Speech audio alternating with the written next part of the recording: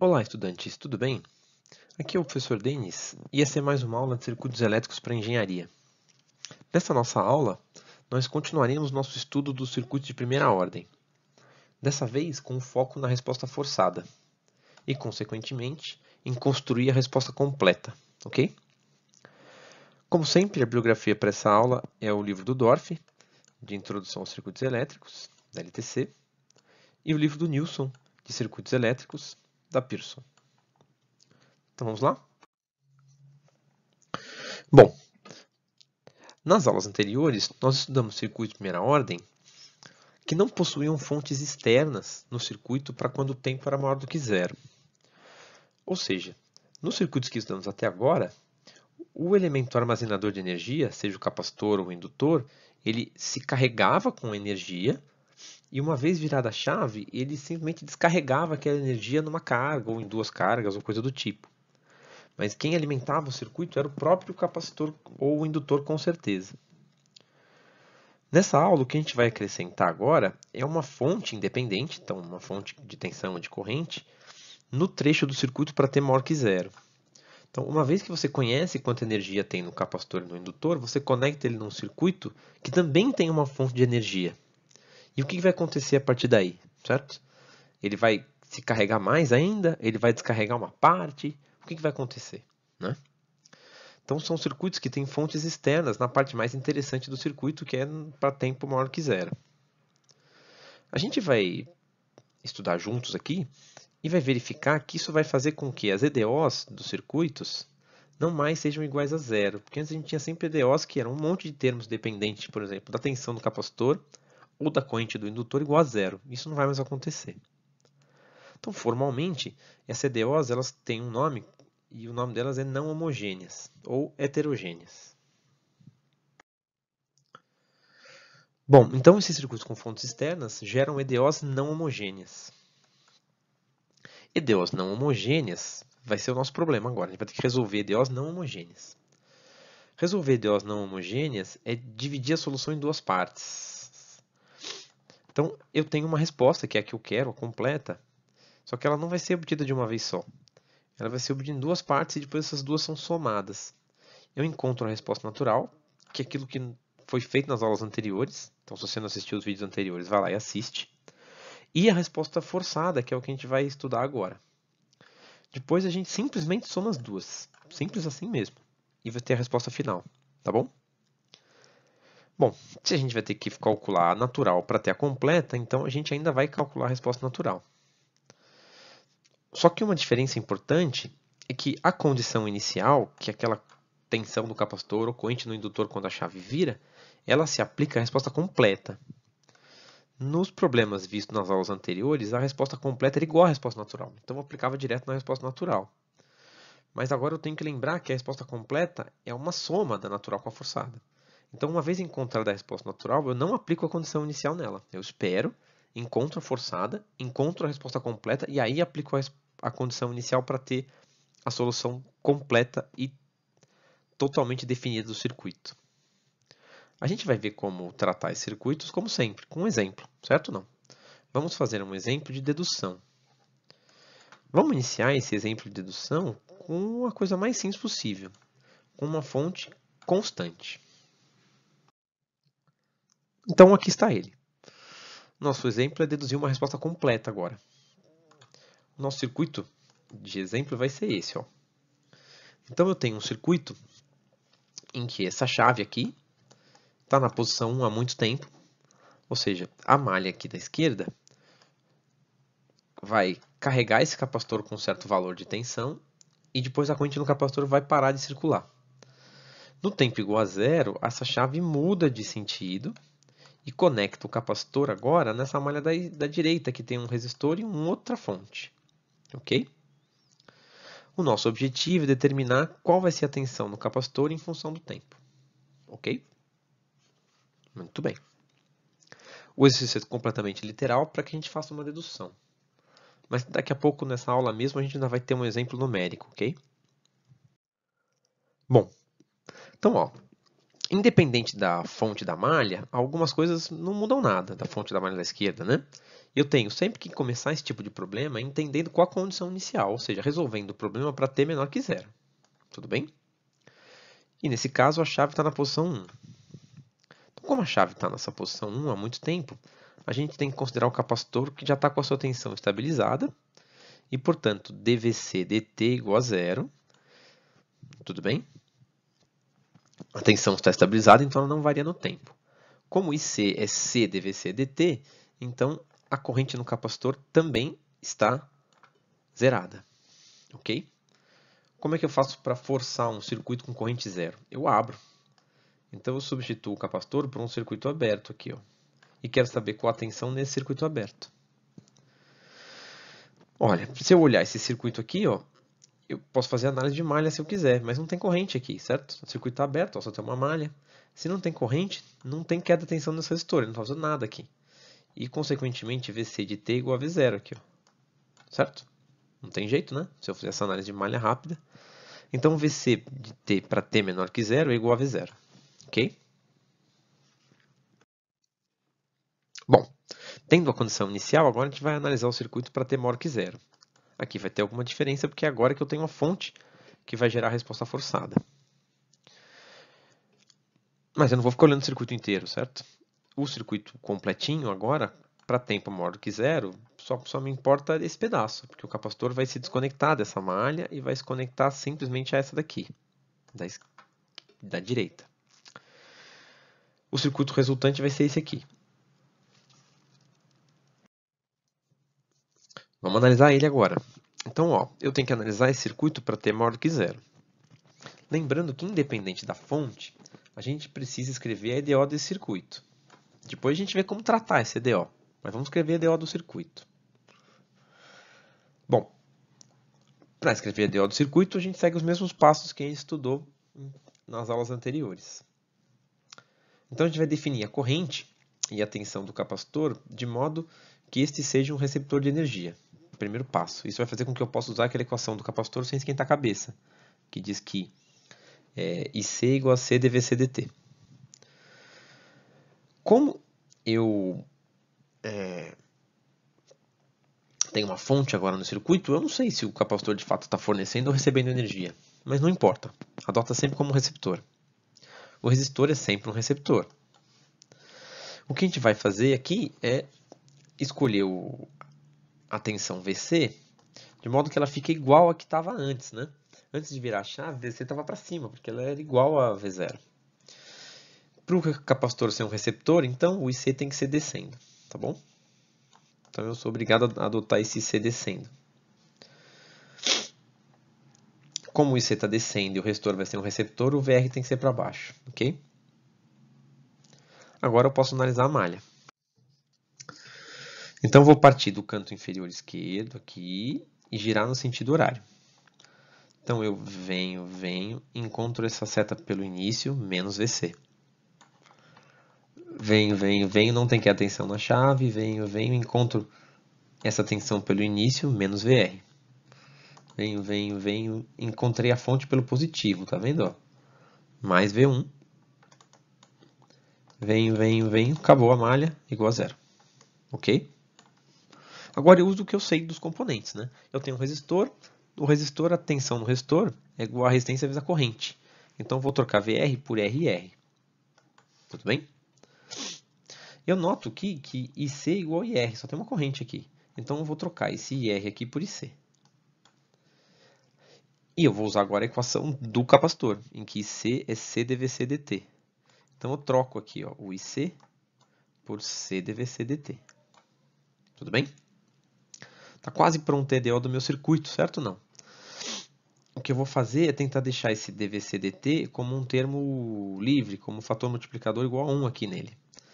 Então, para isso, eu vou dividir todo mundo por menos RC, tá bom? Ao dividir todo mundo por menos RC, eu vou ter dVc dt no primeiro termo, eu vou ter VC por RC, e aqui é mais, então vai ficar menos, ó, menos V1 sobre RC. Os outros que eram menos ficaram mais. Tudo isso igual a zero.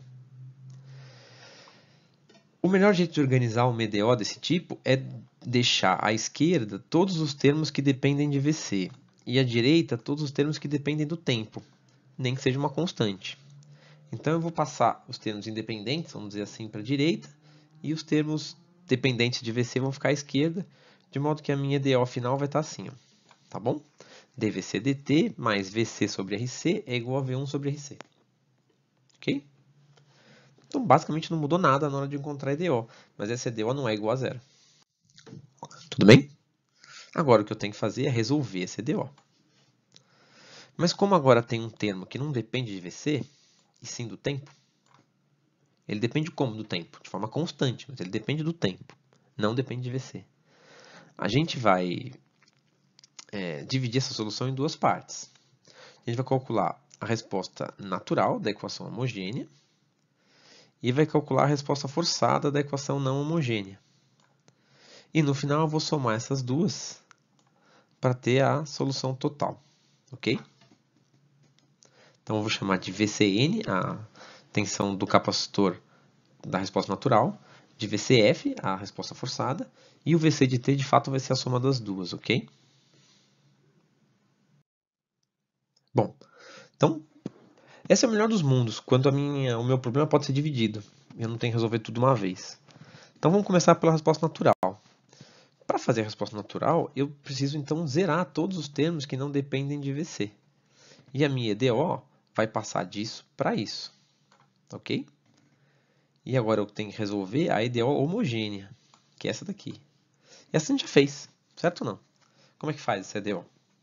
Bom, eu pego o VC e substituo por A vezes E elevado a ST. Não é? Proponho uma solução do tipo exponencial, porque eu tenho que encontrar uma equação, uma função, que quando a derivada dá proporcional a ela mesma. Isso é exponencial. Não é? Vou pegar essa solução aqui e vou substituir na EDO. Ok? Ao substituir na EDO, toda vez que tiver o E elevado a ST, a derivada vai dar um S, certo? Então, eu posso cortar aqui primeiro o E elevado a ST. E eu vou encontrar E depois posso cortar o A, né? Também, porque é constante. E eu vou encontrar uma equação que me resolve em S. Essa equação a gente ainda vai estudar mais ela quando ver EDO segunda ordem. Mas ela tem um nome. Isso é o polinômio característico dessa EDO aqui, tá bom? Você pode fazer isso diretamente trocando a derivada por S e trocando o VC por 1, ok? Faço o teste. É S, 1 dividido por RC igual a 0, tá vendo? Bom, de qualquer modo, aí agora eu pego 1 sobre RC, jogo para cá, e eu vou descobrir que o S é igual a 1 sobre RC, ok? Pego esse S, então, que é a condição para que esta função seja a solução da EDO, substituo aqui e escrevo isso como solução da resposta natural. Então, a tensão natural do capacitor é igual a E elevado a menos T sobre RC.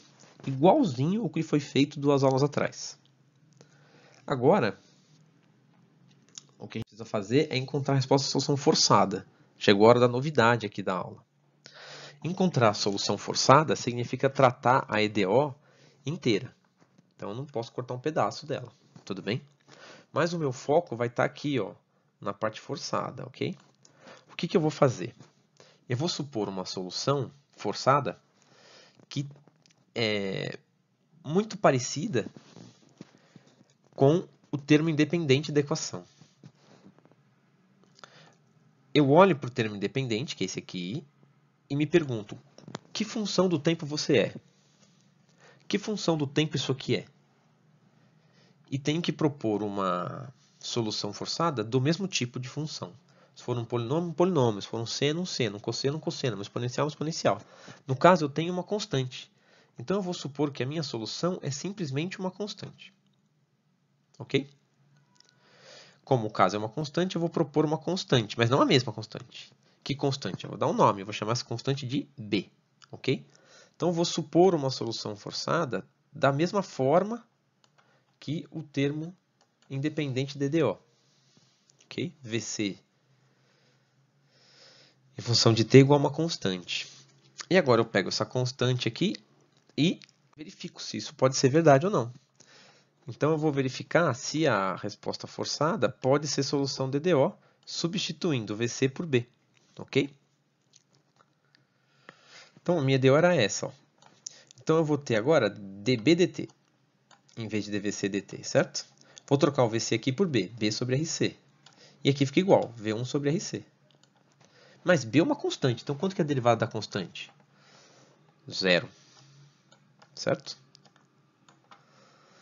E uma constante sobre RC ainda é uma constante.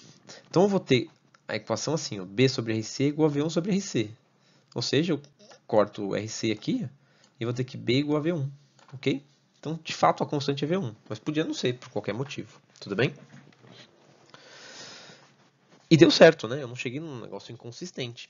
Eu verifiquei que, de fato, VC, a tensão do capacitor, vai ser solução DDO se ela for uma constante. Desde que essa constante seja V1. Então, a solução forçada é simplesmente V1. Ok? Vou encontrar a resposta completa agora. Então, a resposta completa vai ser a soma da resposta natural mais a forçada. Então, eu pego a minha resposta natural e somo com a forçada. A resposta natural que eu tinha é exponencial, a forçada é uma constante. Então, a solução da EDO é assim, certo? A elevado a menos t sobre RC mais V1. Bom, é claro que eu ainda preciso considerar a condição inicial e determinar o A, porque a solução não está completinha. Para isso, eu vou lembrar que VC de t é contínua, certo? Aplicação são contínua. Então, ele para tempo tendendo a zero pelo lado negativo tem que ser igual a ele tendendo a zero por tempo pelo lado positivo, para quando o tempo tende a zero pelo lado positivo. Para quando tende a zero pelo lado negativo, antes de virar a chave, então é V0 que vale. A gente já terminou lá no comecinho desse exemplo. E para tempo maior que zero, é simplesmente esse limite aqui, ó. Tudo bem? Muito bem. Como é que eu resolvo esse limite? Ele é um limite direto. Se eu substituir o t por zero aqui dentro, eu vou simplesmente encontrar que o V0 é igual a vezes 1, porque e elevado a zero é 1, mais V1. E, portanto, A é igual a V0 menos V1. Ó, tá vendo? Tem uma diferença importante. Se eu tivesse aplicado a condição inicial direto na resposta natural, não chegaria nesse valor. Agora, o que eu faço é voltar para a resposta completa, que agora está inteirinha determinada. Ó. O VC de t é o A, que é V0 menos V1, e elevado a menos t sobre RC mais V1. Está pronto, mas desse jeito eu não consigo enxergar de fato o que está acontecendo. Então, eu vou reescrever essa equação fazendo como? Distribuindo o exponencial aqui, ó, e depois colocando V1 em evidência, tá bom? Então, eu vou ter um termo que é V0 vezes e elevado a menos t sobre RC, que é o primeiro aqui. E depois, ó, aqui eu tenho 1 vezes V1 e aqui eu tenho a exponencial vezes menos V1. Então, vai ficar 1 menos elevado a menos t sobre RC vezes V1. Essa está com cara de solução bem organizadinha. Bem organizada por quê? Porque eu consigo olhar para essa solução e interpretá-la. Note que, para quem já estudou um pouquinho de escada de capacitor, mas talvez não soubesse como demonstrar, essas duas partes representam os dois fenômenos acontecendo mais ou menos ao mesmo tempo nesse circuito. O começo aqui tem a ver com quanta tensão inicial ele tem. Então, ele parte com V0, que é uma tensão alta, e descarrega tensão alta, não sei, mas é uma tensão que existe, e vai descarregar isso sobre RC. Então, eu tenho exatamente a equação da descarga aqui no começo. Por outro lado, o capacitor está conectado no circuito e tem uma fonte, que pode estar carregando ele. Então, eu também tenho a equação da carga do capacitor aqui. Ó. Ok? Note que essa aqui é exatamente a expressão da carga do capacitor. Isso fica ainda mais evidente porque eu posso zerar as fontes, se eu quiser, na equação. Uma constante pode ser uma constante igual a zero, sem problemas. Então, veja, se por acaso a fonte do circuito à esquerda, ali, do circuito para t menor que zero, fosse igual a zero, se V0 for igual a zero, a gente só vai ter a expressão com o capacitor carregando com V1. Ó. Eu vou ter só o termo da direita aqui, que é exatamente a carga de um capacitor. Para quem lembra, vai se recordar.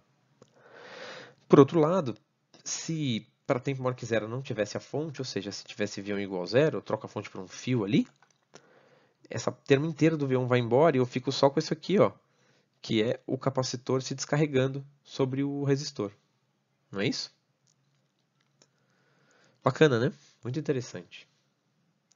Eu sei que à primeira vista, quando a gente faz uma EDO completa, parece esquisito somar as duas soluções.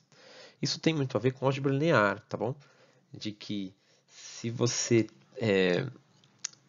se dois elementos pertencem ao conjunto de soluções da EDO, então a soma deles também pertence a esse conjunto, ok? Mas você não precisa saber álgebra linear para resolver o problema. Basta você se lembrar que a solução é a soma da solução natural mais a forçada, tá bom? Só estou tentando dizer por que é assim. E de novo mostrar que existem aplicações dessas matemáticas fundamentais na hora de resolver problemas reais, ok? Então, uma aplicação de álgebra linear e de cálculo aqui, resolvendo uma EDO completa. Bom, a gente fez uma resposta forçada da mais simples possível, que é a solução constante, mas de fato isso vai muito além, né? Esse método que a gente acabou de ver, ele se aplica para qualquer fonte. Ponto. É um método muito poderoso, certo? Desde que seja possível escrever a equação dessa fonte de alguma forma, escrever matematicamente essa fonte, tanto de corrente ou de tensão, em função do tempo, a gente pode encontrar a solução forçada desse jeito, nem que seja de forma aproximada. Além da constante, o mais comum dessas fontes são uma rampa, excitando o capacitor, né, alimentando ele, ou funções com variação periódica. Às vezes senoidal, onda quadrada, se for sistemas digitais, triangular e assim por diante, tá bom? Senoidal, óbvio, né? Para aplicações em corrente alternada. É claro que isso amplia muito a aplicação do nosso método, né? A gente pode agora colocar capacitores em circuitos de corrente alternada, em circuitos digitais e assim por diante. Por exemplo, né, imagina que eu tenho um motor DC que está sendo acionado por um PWM. Então eu pego lá um motor DC, coloco um MOSFET e chaveio esse MOSFET com um microprocessador ou um microcontrolador. Não é?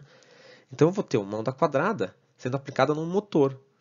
Do ponto de vista de circuito elétrico, o motor é o indutor que tem ali, certo? Então eu estou alimentando o indutor com uma onda quadrada. Né? E como é que eu faço para equacionar isso? Do mesmo jeito. Mas às vezes é muito difícil escrever a função. Mesmo a onda quadrada, ela é mais fácil resolver um problema com onda quadrada se eu usar uma outra ferramenta matemática muito poderosa, que é a expansão em série. Então, para funções não periódicas, a gente, se preciso, vai expandir a nossa fonte numa série de Taylor. E para funções periódicas, se preciso for, a gente vai expandir a nossa fonte numa série de Fourier. Uma série de Taylor significa transformar qualquer função em polinômios. E uma série de Fourier significa transformar qualquer função em senos e cossenos. A gente vai ver isso bem mais na frente, essa parte de séries. Mas, por enquanto, vamos pegar mais um exemplo de uma resposta forçada a uma fonte, mas já não uma constante, ok? Uma coisa um pouquinho mais interessante. Então, nosso segundo exemplo vai ser uma fonte que é uma rampa no tempo. Ou seja, ele cresce linearmente com o tempo, a tensão dessa fonte V1 aí. Então, ó, dado o circuito aqui, que está há muito tempo na posição 1 e muda para a posição 2 em t igual a 0. Sabendo que o V1 é 4t menos 2V, em volts, né? Vamos determinar a tensão do capacitor em função do tempo. Então, nota que a malha da direita é igual a do exemplo 1. Essa malha aqui ó, é igualzinha do exemplo 1, só que agora ela é numérica. E a função da fonte é mais complexa. É um polinômio de primeiro grau. A gente vai ver que a EDO só vai mudar no seu termo independente. Não é? É claro que ela vai ser numérica também agora. Mas fora isso, como o circuito não muda de topologia, só vai mudar a função dessa V1 aqui. Nesse circuito, eu resolvi também mostrar para vocês como fica um circuito em que o capacitor começa sem carga. Então não tem fonte aqui, tá vendo? Eu só construo o circuito da esquerda para garantir que o capacitor vai entrar no circuito da direita completamente descarregado. Né? Ele está ligado há muito tempo nesse resistor de 1 kΩ aqui, então deu tempo dele perder toda a energia dele nesse circuito aqui, ok? Jogando energia para o resistor. Ainda assim, a gente tem que começar olhando para isso. Então a gente começa analisando a condição inicial, verifica que o circuito para t menor que zero, a chave está ligada na posição 1 aqui, ó, e é um capacitor ligado num resistor. Pronto. Como não tem fonte nessa malha e isso está conectado há muito tempo, não há porque tem tensão no capacitor, ele já perdeu toda a energia para o resistor. Então Vc para tempo menor que zero é igual a zero. Ok? Bom, tendo a condição inicial, a gente vai analisar o circuito para t maior que zero. Ou seja, a gente vai analisar o circuito para quando a chave está na posição 2. Então o circuito vai ser esse aqui. Ok? Um capacitor de 1 mF, um resistor de 200 ohms e uma fonte que é uma rampa. Independente da função da fonte, como já foi falado antes, você escreve a EDO do circuito, certo? São os mesmos passos. Eu defino a corrente do capacitor para ele ser um receptor de energia, mantenho a tensão como estava antes. Agora eu até poderia escolher invertido se eu quiser, mas vamos deixar para cima, certo? Por que não? E uma vez definido a tensão do capacitor para cima, a corrente tem que ser para baixo, porque ele é um receptor. A corrente indo para baixo, a tensão no resistor é para baixo também, tá bom? E agora escreve a equação da máquina. Não vai mudar nada, menos Vc, menos Vr mais V1 igual a zero, certo? Se eu mantiver V1 antes de substituir a função dele, eu vou andar com o circuito do mesmo jeito, certo? E vou ter que seguir os mesmos passos. Troco VR por R vezes IR, lembro que IR é igual a IC, e portanto nessa equação vai ficar menos VC, menos 200, porque agora eu sei quanto vale o R vezes IC, mais V1 igual a zero. Uso que IC é igual a C dVc dt, só que agora o C é 1/10 a menos 3, porque é 1 mF. Então eu vou ter que menos Vc, não é? Menos Vc, menos 200, que é o resistor, vezes 1/10 a menos 3, ou seja, 200 vezes 1/10 a menos 3 é o RC, que apareceu lá na nossa equação. dVc dt mais V1 igual a zero, certo? Sem crise. Só substituir aqui o IC por C dVc dt, e lembrei que o C é 1/10 a menos 3. Ok? Agora eu vou dividir por esse termo aqui, ó, tá bom? Posso fazer o produto, né? 200 vezes 10 a menos 3 dá 0,2. Então, vou dividir todo mundo por menos 0,2. Aí o dVc dt vai ficar livrinho aqui, com 1 vezes. O Vc que estava negativo vai ficar positivo, dividido por 0,2. O V1 que estava positivo vai ficar negativo, dividido por 0,2. Tudo bem? 1 dividido por 0,2 é 5. Então, é mais fácil escrever 5 do que ficar dividido por 0,2, certo? Então, vou fazer isso, ó. E já vou aproveitar e passar esse termo independente para a direita. De modo que a minha EDO vai ficar assim, ó, dVc dt mais 5 vezes Vc igual a 5V1. Mas dessa vez eu conheço quanto vale V1, certo? Não, ele não é uma constante que eu vou deixar V1 escrito. Ele é um polinômio de primeiro grau. E eu até sei o valor das constantes. Então, vou substituir o V1 aqui, ó. V1 é 4t menos 2 em volts. Então, vai ficar 5 vezes V1, ou seja, 5 vezes 4t menos 2. E, por consequência, a minha DO completinha vai ficar assim, ó. dVc dt mais 5Vc é igual a 20t menos 10. Ok? Entendido até aqui? Ótimo. Bom, então o circuito pode ser representado por esse conjunto de informações aqui. Ó. Tudo que eu preciso. A EDO e a condição inicial. Então, a EDO é essa e a condição inicial é essa aqui. Vc para t menor que zero é igual a zero. Feito isso, eu posso esquecer o circuito. Tudo que eu precisava saber dele está aqui. Ok? Isso é uma questão matemática. Para resolver uma EDO, eu só preciso dela e da condição inicial. Certo? A gente vai ver que, por essa ser uma EDO de primeira ordem, eu só preciso de uma condição inicial. Quando eu tiver uma EDO de segunda ordem, eu preciso de 2 condições iniciais. E assim por diante. De terceira, 3 condições e assim vai. Tá bom? Bom, ótimo. Então, como existe um termo que não depende de VC, mas sim de T, e dessa vez depende explicitamente de T, né? 20 vezes T, a gente tem que dividir e calcular o VC como a soma da solução natural mais forçada. Começo pela natural, que é, se quiser começar pela forçada também, tanto faz. Mas vamos começar pela natural para seguir o primeiro exemplo. Então, o que eu tenho que fazer? Pego a EDO inteira e zero todos os termos que não dependem de VC. Encontro isso como uma equação homogênea, por consequência. proponho uma solução do tipo exponencial, substituo no EDO, né? Isso vai me levar para o polinômio característico, que vai ser assim, ó, S mais 5 igual a 0, e portanto S igual a menos 5. Aqui eu só coloquei isso aqui, não confundam, por favor, né? Isso aqui é só a unidade, ok? Esse 5 tem a unidade 10 de segundo elevado a menos 1, de 1 sobre segundo, tá bom?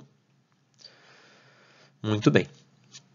Então S é igual a menos 5 e eu posso substituir esse menos 5 ali na minha função proposta. Então VC, a resposta natural VC é igual a E elevado a menos 5t. Lembra que eu não posso aplicar a condição inicial agora, hein? Se eu aplicar, eu vou fazer besteira, tá bom? Eu preciso ter a solução completa para aplicar a condição inicial. Vou para a forçada. Bom, maravilha. Como é que faz a forçada mesmo? Olho a EDO inteira, separo o termo que independe do VC, que só depende do tempo, olho para ele e falo, quem é você? Que tipo de função você é? E proponho uma igual. Essa é uma função linear, ou seja, um polinômio de primeiro grau, uma reta. Então eu vou propor um polinômio de primeiro grau. Tudo bem? Como é que eu escrevo um polinômio de primeiro grau qualquer? Com duas constantes, né? Então o meu VC forçado, eu vou chamar as constantes de B1 mais B2 vezes T. Tudo sendo B1 e B2 constantes. Ok? De certo modo, eu estou também falando um pouquinho de álgebra linear aqui disfarçadamente, né? Estou pegando uma função genérica desse conjunto de funções aqui, que é as equações lineares, ou os polinômios de primeiro grau. Mas isso, eu não preciso disso para resolver, eu só preciso pegar uma função com a mesma forma, ok? Então, eu olho para ela aqui, ó, e vou ter que pegar essa função forçada e substituir aqui e descobrir quanto vale B1 e B2 para que isso seja a solução desse DO, ok? Então, vou substituir, ó, na minha DO e preciso calcular a derivada. A derivada de um polinômio de primeiro grau, a derivada da constante é 0 e a derivada de B2 vezes T dá só B2. Aqui, assim, a gente distribui os 5. 5 vezes B1 mais 5 vezes B2 vezes T é igual a 20T menos 10. Aqui vem um passo importante. Eu preciso descobrir como resolver essa equação agora. Tudo bem? Note que os termos que dependem de T e que não dependem de T são linearmente independentes. Eles não se misturam, tá bom? Então, o que eu preciso fazer é igualar os termos que dependem e não dependem de T. Então, para que essa equação aqui da esquerda seja igual a essa equação da direita, tudo aquilo que não depende de T desse lado tem que ser igual a tudo aquilo que não depende de T desse lado. Consequentemente, eu vou ter essa equação 2 aqui, ó. B2 mais 5B1 é igual a menos 10. E tudo aquilo que depende de T desse lado aqui vai ter que ser igual a tudo aquilo que depende de T desse lado aqui. Então, 5 vezes B2 é igual a 20, ok? Isso vai me dar um sistema de equações. Sempre vai dar certo. Se o polinômio for de segundo, terceiro, quarto grau, eu só vou aumentar o número de equações e de incógnitas. Mas eu vou ter sempre um sistema resolvível. E aí basta resolver, né? Esse é um sistema fácil de resolver porque ele já está escalonado. Ó. Eu pego a equação de cima, 5b2 igual a 20, isolo e descubro que b2 é 4. Substituo b2 aqui na equação de baixo e vai dar 4 mais 5b1 igual a menos 10. E aí eu passo, né, o 4 para cá, vai dar menos 14 e divido por 5, né? Então b1 é menos 14 dividido por 5, que é igual a menos 2,8. Ok? Então, a minha solução forçada, que era B1 mais B2T, é sim solução DDO, desde que o B1 seja 2,8, negativo, e que o B2 seja 4. Então, a minha solução forçada é 2,8 mais 4T. Ok? Maravilha.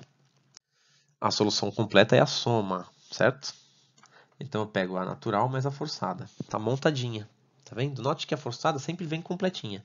E a natural carrega com ela a constante da condição inicial. Mas eu só posso resolver essa constante com a solução completa.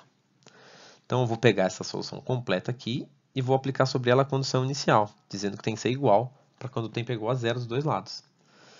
Dessa vez eu não tinha fonte, lembra? Então, a tensão no capacitor para tempo menor que zero é igual a zero. E a tensão no capacitor para tempo maior que zero é esse limite aqui. Apesar desse polinômio, esse limite ainda é fácil. Eu posso simplesmente ir lá e substituir todo mundo por zero. Então, eu vou ter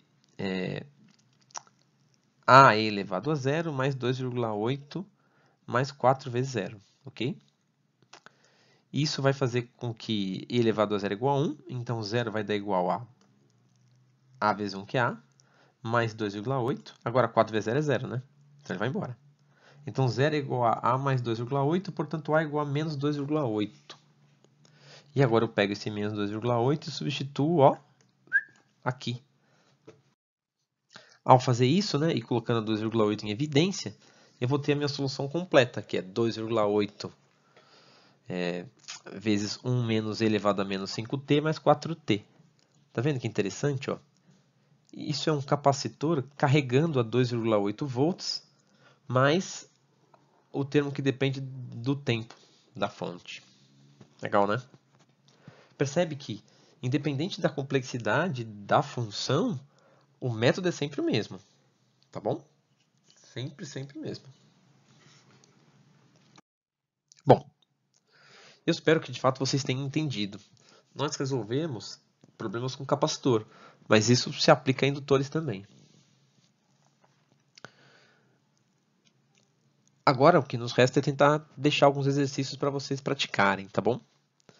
O primeiro exercício tem um capacitor que carrega com uma fonte de corrente para tempo menor do que zero e depois entra num circuito muito parecido com o que a gente fez aí nos dois primeiros exemplos. A diferença é que a tensão independente segue uma função exponencial. Então, o que eu vou ter que propor? Uma função da mesma forma, só que exponencial, ok? Quando vocês fizerem isso, gostaria de deixar uma dica. Façam a sua solução forçada mantendo essa constante de tempo aqui, ó. Ela não muda, ok? Isso é certeza. É essa constante 2 que você vai ter que trocar por um B1 e determinar. Não um menos 3, ok? Muito bem.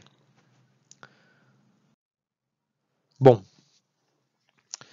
um segundo problema é encontrar a corrente neste indutor aqui, em um circuito em que ele se carrega, né, de corrente, com uma fonte de corrente, e descarrega num circuito que também tem uma fonte de corrente. A diferença é que essa fonte de corrente segue uma função que é um polinômio do segundo grau, ok? Não tenham medo dessa fonte de corrente nem desse circuito. Lembre-se que se você ficar na dúvida, usa a lei de Kirchhoff das correntes.